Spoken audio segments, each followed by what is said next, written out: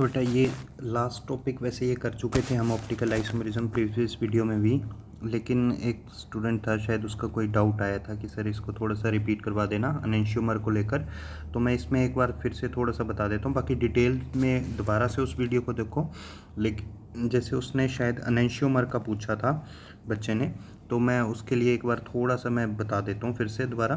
देखो सबसे पहले तो ना एनेंशियोमर भी समझने के लिए, या रेसमिक मिक्सचर पूछा था शायद उसने, तो उसको समझने के लिए भी आपको ऑप्टिकल आइसोमेरिज्म का सिंपल सा कंसेप्ट आना चाहिए। डिटेल में इसको प्रीवियस वीडियो से देखो, मैं एक बार जल्दी से बता देता हूँ।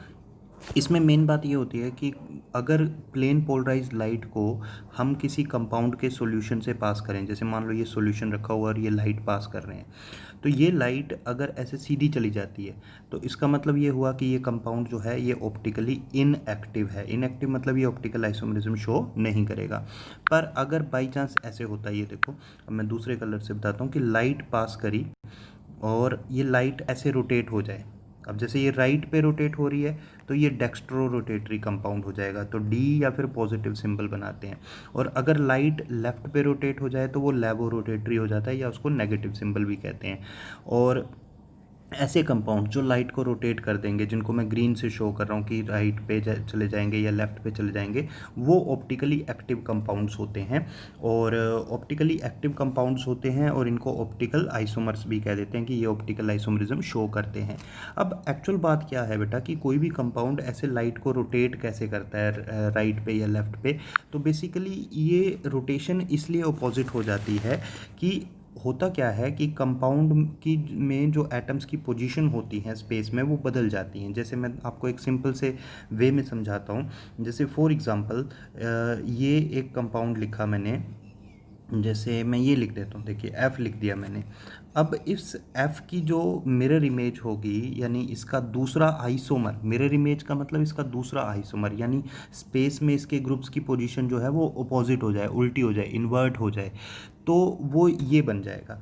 अब इसमें क्या होता है, अगर जैसे यहाँ पे देखो, इस ऐप को देखो, इसमें मान लो ये जो पोजीशंस है ना, वो ये ग्रुप्स की पोजीशन जैसे इस तरफ आगे की तरफ जा रही है राइट साइड पे, तो मान लो ये डेक्स्ट्रो है।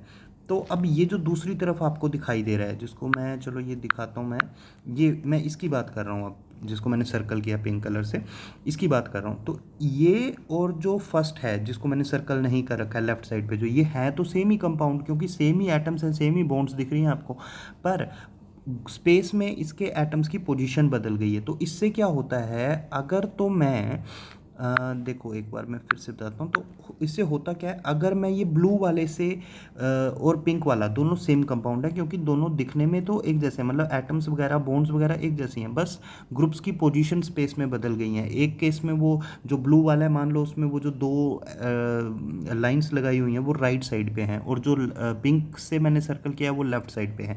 तो इससे फ़र्क क्या पड़ता है, इससे फ़र्क ये पड़ता है कि अगर मैं लाइट को रोटेट करूँ, तो जैसे मान लो ब्लू वाला जो है अगर वो डेक्स्ट्रो है, यानी राइट पे लाइट को रोटेट करता है, तो ये जो होगा पिंक वाला, ये क्या करेगा, क्योंकि इसमें ग्रुप्स की पोजीशन उल्टी है, तो ये भी लाइट को रोटेट करेगा, लेकिन ये लेफ्ट पे रोटेट करेगा। और जितना जो ये ब्लू वाला है, क्योंकि ब्लू वाला और पिंक वाला ये दोनों कंपाउंड सेम है, बस ग्रुप्स की पोजीशन बदली हुई है स्पेस में, तो लाइट को रोटेट एक लेफ्ट पे करेगा, दूसरा राइट पे करेगा, और रोटेशन बराबर होगी। लेकिन रोटेशन बराबर होने का मतलब ये है कि ये जो मान लो ब्लू वाला जो है ये 20 डिग्री राइट पे रोटेट करता है, तो जो ये पिंक वाला जो मैंने बनाया हुआ है, एक सेकंड रुको मैं फिर से बता देता हूँ, ये जिसको मैं इस वक्त पिंक से सर्कल कर रहा हूँ, ये जो पिंक वाला मैंने बनाया हुआ है ये भी 20 डिग्री सेल्सियस ही रोटेट करेगा, लेकिन अपोजिट डायरेक्शन पे, यानी ये लेफ्ट पे जाएगा।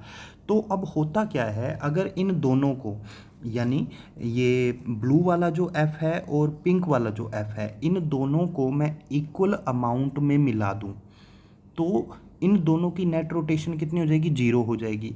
और वो जो मिक्सचर तैयार होगा इन दोनों को मिलाने से, यानी अब ये दोनों हैं क्या बेटा, एक ही कंपाउंड है, लेकिन एक डेक्स्ट्रो है और एक लेवो है, यानी एक राइट पे लाइट को रोटेट करता है, एक लेफ्ट पे।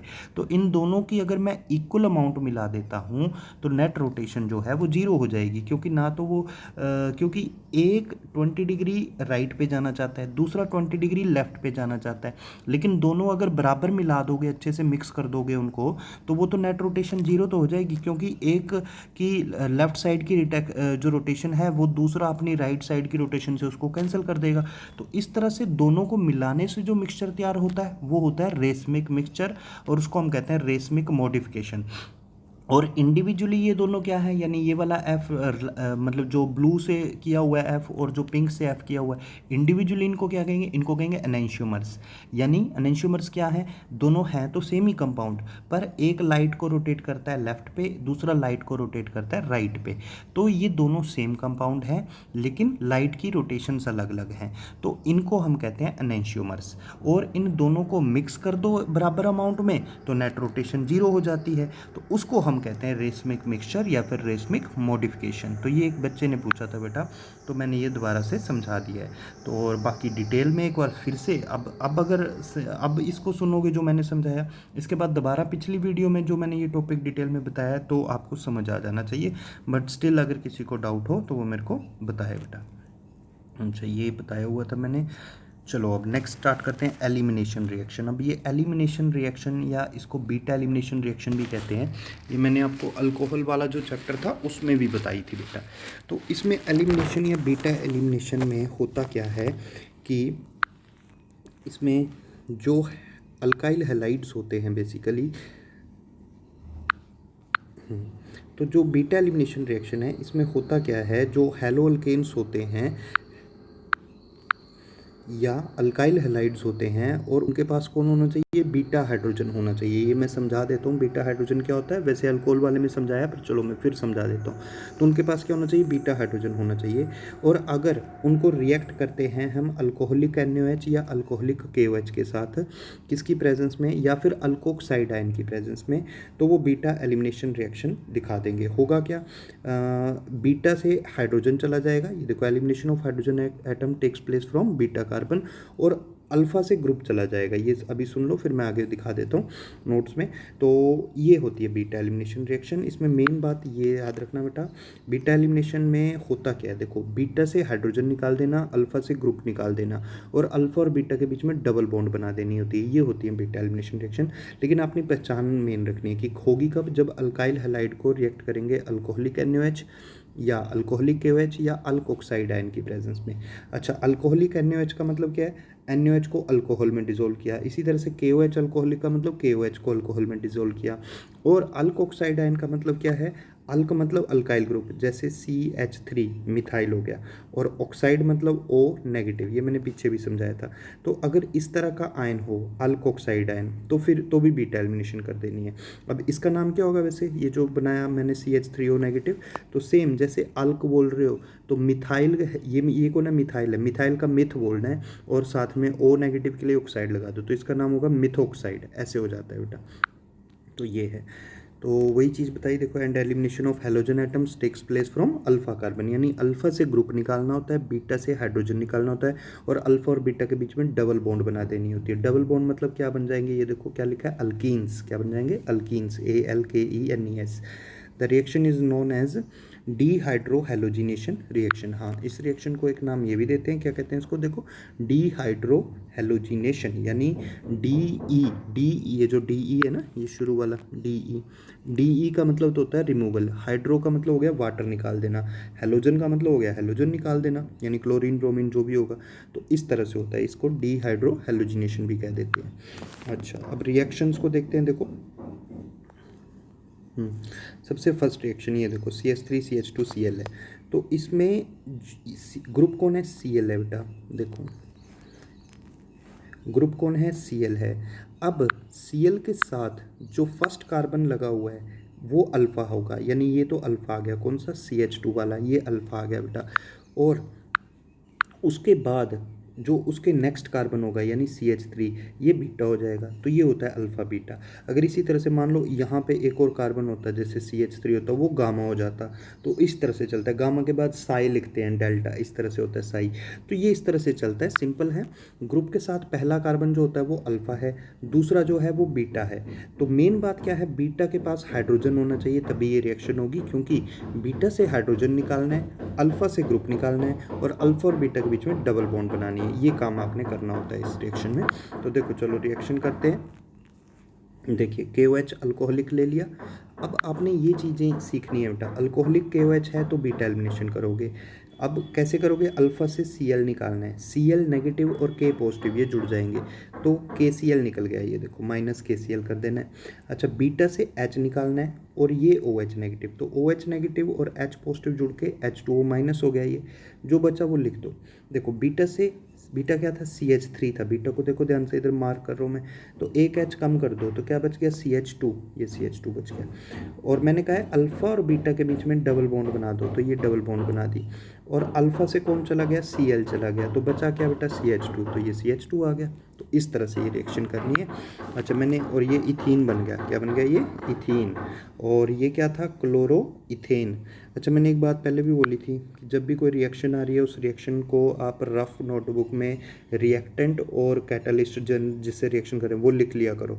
फिर जब पूरा वीडियो देख लेते हो उसको खुद एक बार रिएक्शन को प्रैक्टिस किया करो, उससे आपको अंडरस्टैंडिंग बढ़ेगी और प्रैक्टिस से होगी तो बेटा आपको रिएक्शंस अच्छे से आने लग पड़ेंगी। अच्छा, हाँ यहाँ पे ये देखो ये चीज़ समझाई गई है कि अल्कोहलिक करोगे तो ये एलिमिनेशन हो गई। इसको क्या कहते हैं, ये जो अल्फ़ा से ग्रुप निकाल दे, बीटा से H और अल्फ़ा बीटा के बीच में डबल बॉन्ड, इसको कहते हैं एलिमिनेशन। पर अगर KOH एक्वस से करोगे, ये देखो ये अल्कोहलिक है, अल्कोहलिक से एलिमिनेशन हो गई। पर अगर यही रिएक्शन KOH एक्वस से करते तो ये ऐसे नहीं होती।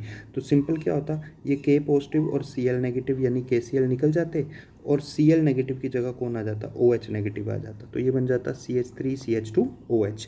तो ये एक इम्पॉर्टेंट चीज़ है याद रखने वाली, जो पीछे समझाई हुई बेटा यहाँ पे, कि एलिमिनेशन होगी कब वो याद रखो आप, कब होगी, अल्कोहलिक NaOH लिखा हो तो, या अल्कोहलिक KOH लिखा हो, या अल्कोक्साइड आयन हो तो एलिमिनेशन करनी है। अगर एक्वस होगा तो एलिमिनेशन नहीं करते, तो सब्सटीट्यूशन करते हैं। सब्सटीट्यूशन मतलब नेगेटिव की जगह नेगेटिव रख दिया, वही तो किया। देखो ये Cl नेगेटिव था, इसकी जगह OH नेगेटिव रख दिया, तो ये चीज़ हो गई। तो इसके बारे में अब आगे स्टडी भी करना है हमने, ये बड़ी इंपॉर्टेंट बात है कि ऐसा क्यों हुआ। ये तो मैंने बता दिया कि अल्कोहलिक में क्या करनी है, एलिमिनेशन, और ये बीटा एलिमिनेशन, और एक्वस में क्या करनी है, सब्सटीट्यूशन, यानी नेगेटिव की जगह नेगेटिव रखना है। अच्छा, तो अब देखो ऐसा होता क्यों है। तो इसमें मेन बात क्या होती है बेटा कि एक्वस KOH को समझो। एक्वस KOH का मतलब है KOH को वाटर में डाल दिया। जब KOH को वाटर में डाल दिया तो वहाँ पे सिर्फ दो आयंस बने, कौन कौन, K पॉजिटिव और OH नेगेटिव आयंस बने हैं, ठीक है। तो अब आपने ये जो OH नेगेटिव आयन की मैं बात कर रहा हूँ ना, इसको समझना है ध्यान से।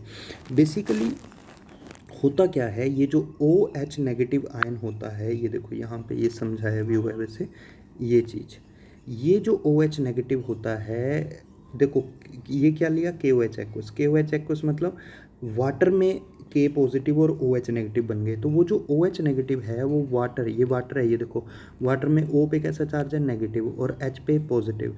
तो OH नेगेटिव जो है वो वाटर के H से जुड़ जाता है, हाइड्रोजन बॉन्ड बनती है, आपको पता है। और जब वो वाटर के H से जुड़ जाएगा तो अब उस OH नेगेटिव की, ये वाले OH नेगेटिव की जो वाटर के H से जुड़ गया, अब वो तो पहले ही जुड़ चुका है, तो उसकी पावर नहीं है कि वो बीटा से हाइड्रोजन निकाल सके, ये चीज़ हो जाती है, या फिर बीटा से H पॉजिटिव को गेन कर सके। तो होता ये है कि देखो जैसे एसिड क्या कहते हैं, एसिड वो होते हैं जो H पॉजिटिव लूज़ करें, तो बेस क्या होंगे, बेस वो होते हैं जो H पॉजिटिव गेन करें। तो मेन मतलब ये हो गया कि इस OH नेगेटिव की जो एक्वस KOH में है वो वाटर के H पॉजिटिव से जुड़ जाता है, तो जिससे इस OH नेगेटिव की बीटा से H पॉजिटिव लेने की पावर कम हो जाती है। और H पॉजिटिव लेने की पावर कम होने का मतलब इसका बेसिक नेचर कम हो जाता है, और बेसिक नेचर कम हो गया तो फिर वो बीटा से हाइड्रोजन नहीं ले पाएगा, और बीटा से हाइड्रोजन नहीं निकलेगा तो बीटा एलिमिनेशन रिएक्शन भी नहीं होगी। हाँ, वहाँ पे सिंपल क्या होगा, ये Cl नेगेटिव जो है इसकी जगह पे OH नेगेटिव आ जाएगा और सब्सटीट्यूशन होगी, न्यूक्लियोफिलिक सब्सटीट्यूशन। क्यों, N for negative, N for nucleophile, यानी नेगेटिव की जगह नेगेटिव आ गया, ये होता है बेटा। तो ये चीज़ ये देखो ये बताई हुई है कि in aqueous KOH the OH negatives ions are highly hydrated. इस वर्ड को समझना है, हाईली हाइड्रेटेड मतलब बहुत ज़्यादा वाटर से जुड़े हुए हैं, which reduces the basic nature of OH negative ions, क्योंकि वो वाटर के हाईली हाइड्रेटेड, हाइड्रेटेड का मतलब क्या हुआ, वो पानी से जुड़े हुए हैं, जैसे मैंने ऊपर सिखाया कि OH नेगेटिव वाटर के H पॉजिटिव से जुड़ा हुआ है, तो उसका बेसिक नेचर यानी H पॉजिटिव लेने की पावर कम हो जाएगी, तो वही बताया which reduces the basic nature of OH negative ions, hence these OH negative ions can not remove hydrogen of alkyl halide. तो वो जो OH नेगेटिव आयंस हैं, क्योंकि इनका बेसिक नेचर यानी H पॉजिटिव लेने की पावर कम हो चुकी है, तो वो बीटा हाइड्रोजन, ये लिखे ना which can not remove beta hydrogen, तो वो बीटा हाइड्रोजन को वहाँ से निकाल नहीं पाएंगे, और बीटा से हाइड्रोजन नहीं निकलेगा तो एलिमिनेशन रिएक्शन भी नहीं होगी। हाउएवर न्यूक्लियोफिलिक सब्सटीट्यूशन रिएक्शन जरूर हो जाएगी, यानी Cl नेगेटिव की जगह OH नेगेटिव जो आ गया, तो वो न्यूक्लियोफिलिक सब्सटीट्यूशन रिएक्शन जरूर हो जाएगी, और अल्काइल हैलाइड किस में चेंज हो जाएगा, अल्कोहल में। ये देखो, ये अल्काइल हैलाइड था, ये एक्वस KOH से किया तो ये अल्कोहल बन गया, बीटा एलिमिनेशन नहीं हुई। तो ये चीज़ है बेटा। तो मेन बात यही याद रखना कि जब एक्वस होता है तो एक्वस में OH नेगेटिव जो है हाइड्रेटेड है, हाइड्रेटेड मतलब वाटर से जुड़ा हुआ है, ये इस तरह से, ये देखो ये OH नेगेटिव वाटर के H पॉजिटिव से जुड़ा रहता है। तो अब ये तो यहाँ बिजी है, इससे जुड़ा हुआ है, तो फिर ये बीटा से H पॉजिटिव नहीं निकालेगा, बीटा से H पॉजिटिव नहीं निकलेगा तो बीटा एलिमिनेशन नहीं होगी, और सिंपल न्यूक्लियोफिलिक सब्सटीट्यूशन होती है। अच्छा, लेकिन अब दूसरा क्वेश्चन ये आता है, ये देखो बीटा एलिमिनेशन कब हुई, अल्कोहलिक KOH की प्रेजेंस में, या ये जो बताया कि अल्कोहलिक KOH की प्रेजेंस में होगी, या अल्कोहलिक NaOH की प्रेजेंस में होगी, या अल्कोक्साइड आयन की प्रेजेंस में होगी। तो ऐसा क्यों हुआ, तो देखो यहीं पे समझा देता हूँ। बेसिकली अल्कोहलिक का मतलब, अल्कोहल क्या होते हैं, अल्कोहल होते हैं जैसे CH3OH, C2H5OH, तो मैं ये CH3C2H5 वगैरह जो है इसको R लिख देता हूँ, यानी R, O और H ये होते हैं। तो अब ये जो ROH होते हैं ना, इसमें बेसिकली हमारे पास जब ये ब्रेक होता है तो ये इस तरह से ब्रेक होता है, देखो RO नेगेटिव। तो ये जो चीज़ें हैं NaOH अल्कोहलिक, KOH अल्कोहलिक या अल्कोक्साइड आयन, तो ये जो है ये अल्कोक्साइड आयन ही तो है, तो ये चीज़ है। तो अब इसमें होता क्या है, ये जो हमारे पास RO नेगेटिव है, इसमें ये जो R है, R क्या शो करते हैं बेटा, प्लस आई इफेक्ट, ये मैं पहले भी समझा चुका हूँ आपको। अल्काइल ग्रुप जो होते हैं ये प्लस आई होते हैं, बाकी सारे माइनस आई होते हैं, कोई कन्फ्यूजन ही नहीं होता बेटा। यानी ये CH3 C2H5 ये होते हैं प्लस आई, और बाकी सारे क्या होते हैं, माइनस आई होते हैं। तो क्योंकि ये प्लस आई इफेक्ट शो करता है, तो ये क्या करेगा, ये इलेक्ट्रॉन डोनेट करेगा इस तरह से, किसको देगा, O को, और O पे नेगेटिव चार्ज जो है वो बढ़ जाएगा। अगर O पे नेगेटिव चार्ज बढ़ेगा तो इसकी अपनी तरफ H पॉजिटिव को खींचने की पावर भी बढ़ जाएगी। ध्यान से देखो बेटा इसको, तो ये यहाँ से देखो, पहले अब यहाँ से स्टार्ट करो, फिर से देखो, देखो अल्कोहलिक का मतलब क्या होता है, अल्कोहल का मतलब क्या होता है, R, O और H, और ये जो लिखा है एन अल्कोहलिक NaOH या अल्कोहलिक KOH या अल्कोक्साइड आयन, इसका मतलब है H पॉजिटिव चला गया और ये बच गया RO नेगेटिव। तो जैसे ये नीचे देखो, अब ये जो बताया हुआ है RO नेगेटिव, अब इसमें R जो है ये क्या शो करता है, प्लस आई इफेक्ट। ये देखो मैं फिर से बता देता हूँ, ये मार्क किया हुआ है येलो से जो नीचे कर रहा हूँ, देखो आर क्या शो करता है, प्लस आई, प्लस प्लस अच्छी बात, अच्छी बात मतलब डोनेशन, तो ये डोनेट करेगा इलेक्ट्रॉन, और किसकी तरफ जाएंगे, ये देखो इस तरफ O की तरफ जाएंगे, और O पे नेगेटिव चार्ज बढ़ जाएगा। अगर O पे नेगेटिव बढ़ेगा तो उसकी H पॉजिटिव लेने की पावर भी तो बढ़ जाएगी, नेगेटिव बढ़ेगा तो पॉजिटिव खींचेगा ना अपनी तरफ, और इसीलिए अल्कोहलिक NaOH या अल्कोहलिक KOH या अल्कोक्साइड आयन जो होता है वो बीटा हाइड्रोजन को अपनी तरफ खींच लेता है, या बीटा हाइड्रोजन को बॉन्ड तोड़ के अपने पास बुला लेता है, और बीटा एलिमिनेशन हो जाती है। और इसको ऐसे भी कह सकते हो जो मैंने समझाया, देखो एसिड क्या होते हैं, जो H पॉजिटिव लूज़ करें, बेस क्या होते हैं, जो H पॉजिटिव गेन करें। तो जिसकी H पॉजिटिव गेन करने की पावर ज़्यादा होगी वो बेसिक भी तो ज़्यादा हो गया। तो यहाँ पे ये भी कह सकते हो कि ये जो अल्कोक्साइड आयन है इसका बेसिक नेचर ज़्यादा हो गया, बेसिक नेचर ज़्यादा हो गया, तो इसकी इस H पॉजिटिव को, कौन से बीटा का बीटा में जो हाइड्रोजन है उस H पॉजिटिव को लेने की पावर बढ़ जाती है, और वो बीटा से हाइड्रोजन ले लेता है और बीटा एलिमिनेशन करवा देता है। तो ये चीज़ है बेटा। और यहाँ पे ये देखो, ये रहा कि इन अल्कोहलिक KOH या NaOH द अल्कोक्साइड आयन, ये देखो अल्कोक्साइड आयन बनाए भी हुआ है, CH3O नेगेटिव या RO नेगेटिव इज़ प्रेजेंट, ये प्रेजेंट है, which act as strong base. तो ये क्या है, स्ट्रॉन्ग बेस है। क्यों है स्ट्रॉन्ग बेस, ये देखो इधर ध्यान से देखो, मैंने ये समझाया भी है बेटा, ये बच्चे ने भी लिखा हुआ है, ये स्ट्रॉन्ग बेस है। क्यों? ये आर क्या शो करेगा, ये देखो ये प्लस आई मतलब ये एरो भी बनाया हुआ है, ध्यान से देखो बच्चे ने। तो ओ पे नेगेटिव बढ़ेगा तो उसकी एच पॉजिटिव लेने की पावर यानी बेसिक नेचर बढ़ जाएगा। तो वही यहाँ बोला जा रहा है, और मैंने पहले भी यही समझाया बेटा आपको। तो ये देखो, तो in alcoholic KOH or NaOH the alkoxide ion is present which act as strong base, so it can remove H positive from beta carbon। तो क्योंकि बेस स्ट्रॉन्ग हो गया तो वो बीटा से हाइड्रोजन ले सकता है, और इसीलिए अल्काइल हैलाइड्स जो हैं उनकी बीटा एलिमिनेशन रिएक्शन हो जाएगी, और बीटा एलिमिनेशन से क्या बनते हैं, अल्कीन्स। तो ये चीज़ है। और मैंने क्या बताया, बीटा एलिमिनेशन में करना क्या होता है, अल्फ़ा से ग्रुप, बीटा से हाइड्रोजन, और अल्फ़ा बीटा के बीच में डबल बॉन्ड मतलब अल्कीन बनना है। तो ये चीज़ है बेटा, तो ये है। अच्छा, नेक्स्ट देखो रिएक्टिविटी पे आ जाते हैं, reactivity of alkyl halides for beta elimination reaction. तो बीटा एलिमिनेशन की रिएक्टिविटी की बात है, वैसे ये अल्कोहल वाले चैप्टर में भी आता है, वहाँ डिटेल में है। यहाँ पे ये ना डायरेक्ट हमने करना है, तो इसको आप जस्ट ऐसे समझ लो।